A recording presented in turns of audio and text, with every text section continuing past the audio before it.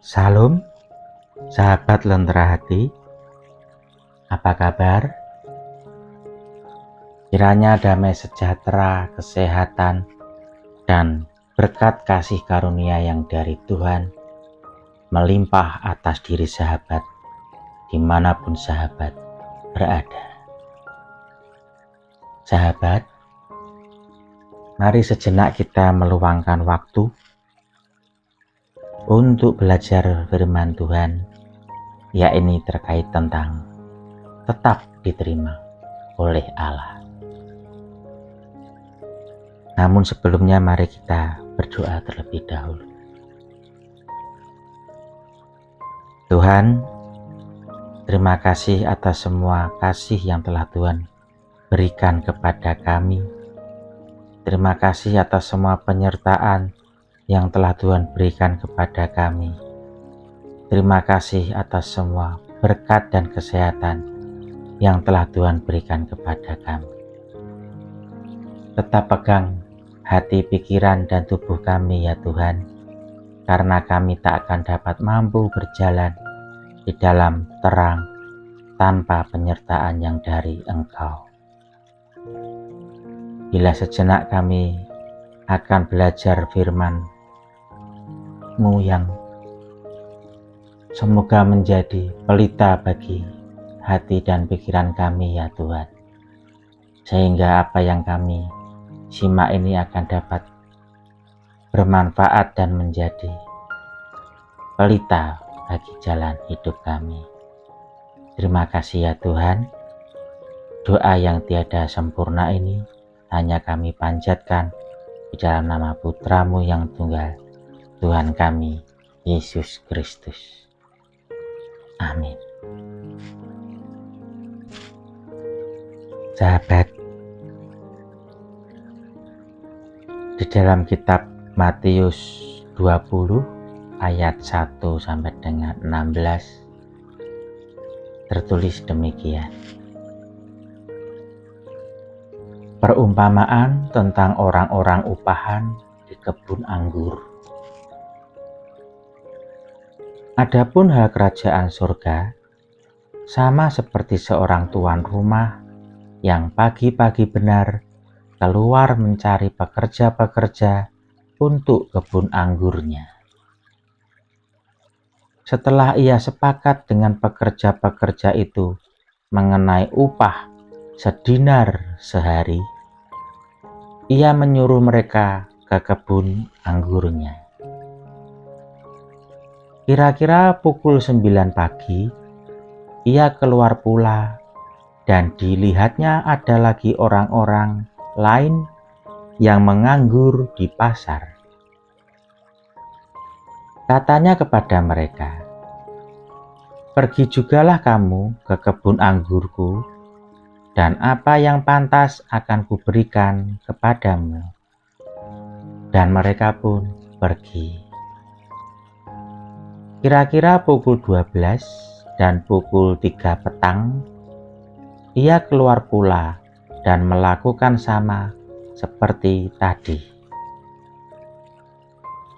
Kira-kira pukul 5 petang, ia keluar lagi dan mendapati orang-orang lain pula. Lalu katanya kepada mereka, "Mengapa kamu menganggur saja di sini sepanjang hari?" Kata mereka kepadanya, "Karena tidak ada orang mengupah kami." Katanya kepada mereka, "Pergi jugalah kamu ke kebun anggurku." Ketika hari malam, tuan itu berkata kepada mandornya, "Panggillah pekerja-pekerja itu dan bayarkan upah mereka, mulai dengan mereka yang masuk terakhir hingga mereka yang masuk terdahulu." Maka datanglah mereka yang mulai bekerja kira-kira pukul 5, dan mereka menerima masing-masing 1 dinar. Kemudian datanglah mereka yang masuk terdahulu. sangkanya akan mendapat lebih banyak.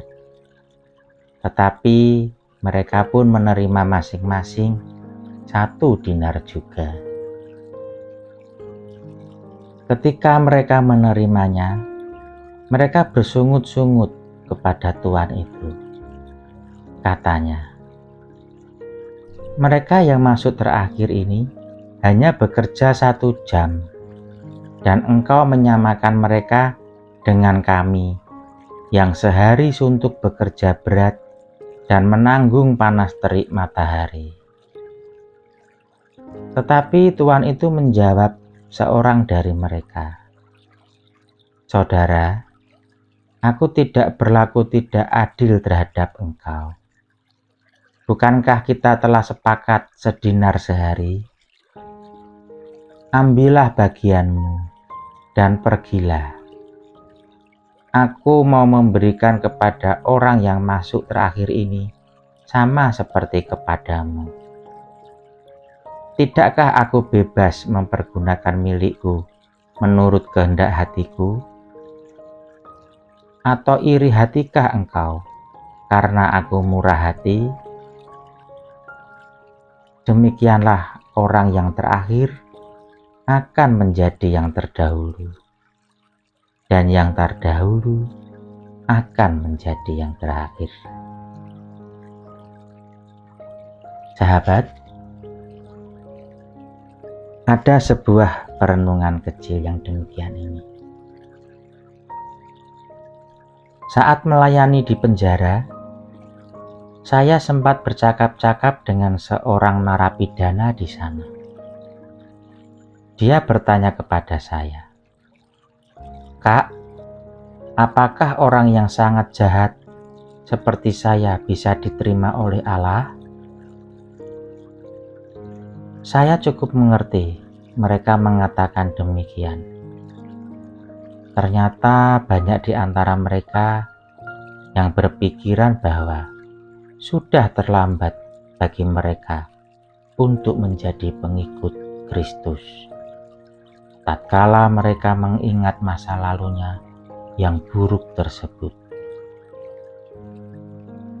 Perumpamaan tentang para pekerja di kebun anggur menolong kita memahami bahwa semakin awal mereka bekerja, maka mereka akan memberi yang terbaik bagi pemilik kebun.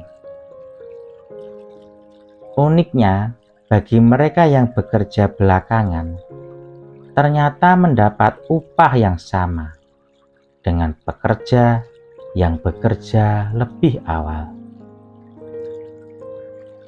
Inilah hak pemilik kebun anggur. Dia bebas memberi upah sesuai dengan kemurahan hatinya. Tidak pernah ada kata terlambat bagi orang-orang yang mau bertobat. Meski ia datang terlambat secara waktu, masih ada kasih karunia Tuhan.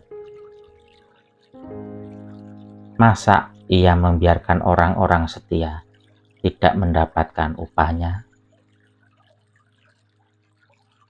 Kehidupan buruk di masa lalu kadang membuat kita merasa tidak berharga di hadapan Tuhan. Kita melihat betapa kita terlalu jahat sehingga menganggap tidak layak lagi menjadi pengikut Kristus. Allah yang murah hati itu tetaplah ada. Jika kita sungguh-sungguh bertobat dan berkomitmen memulai hidup baru, maka tidak akan ada kata terlambat, karena Allah pasti menerima keberadaan kita. Allah tetap menerima, asal kita mau sungguh-sungguh bekerja di ladangnya.